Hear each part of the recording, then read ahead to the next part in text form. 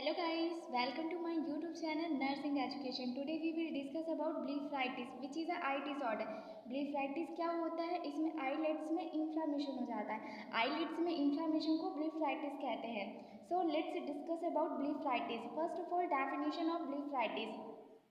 It is an inflammatory reaction of the eyelid margin caused by bacteria or seborrheic skin condition.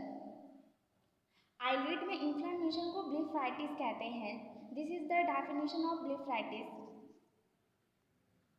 ब्लीफराइटिस bacterial infection की वजह से हो सकता है और ये सिवेरिक स्किन कंडीशन की वजह से हो सकता है.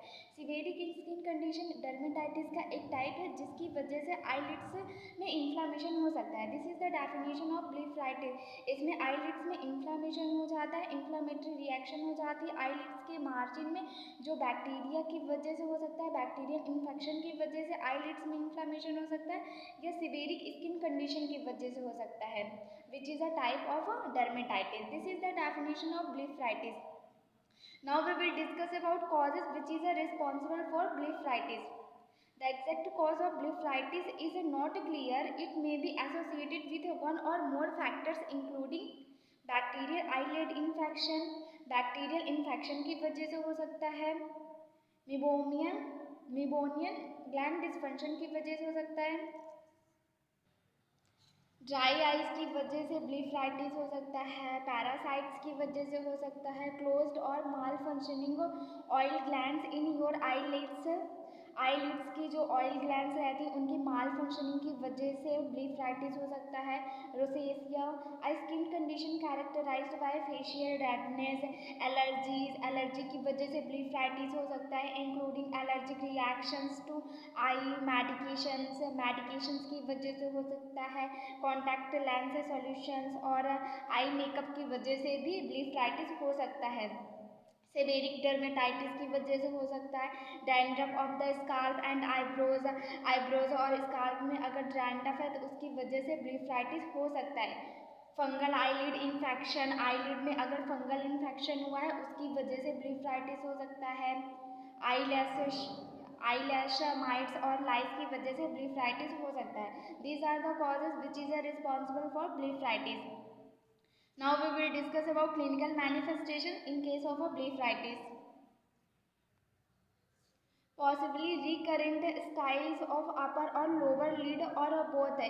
इसमें स्टाइल्स देखने को मिलता है अपर और लोअर लीड में. स्टाइल्स लुक लाइक पिंपल, ये पिंपल के जैसे होते हैं जो कि अपर और लोअर आईलिड में देखने को मिलते हैं. इचिंग होती है. सोर एंड रेड आईलिड्स रेड हो जाती हैं. That stick together. क्रस्टी और greasy eyelashes. Swelling eyelids margin, swelling हो जाती है आईलिड्स की मार्जिन में. Watery eyes, abnormal eyelash growth और loss of eyelashes in severe cases. Blepharitis के सीवियर केसेस में आई लैशेज का लॉस भी हो जाता है. रेडनेस हो जाती है. इरिटेशन देखने को मिलती है. Burning gritty sensation in your eyes. finding contact lenses uncomfortable to wear. frequent blinking, flackering, photophobia. ये सारे सिम्टम्स ब्लीफराइटिस के पेशेंट में देखने को मिलते हैं. Now we will discuss about nursing management in case of a blepharitis. Mild cases treated with eyelid margin scrub at least once daily. जो mild cases रहते हैं ब्लीफराइटिस के उसमें स्क्रब के थ्रू उनको ठीक किया जा सकता है. दिन में एक बार स्क्रब करने से उसको ठीक कर सकते हैं.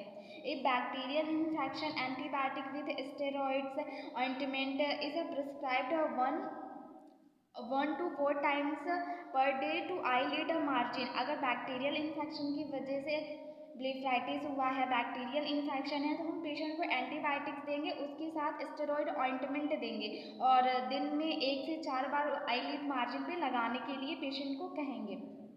Teach the patient to scrub eyelid margin with cotton swab to remove flacking and then apply ointment with cotton swab as a directed. Patient को टीच करेंगे कि वो कॉटन स्वैब से आईलिड को क्लीन करे और फिर कॉटन स्वैब से ऑइंटमेंट को अप्लाई करे.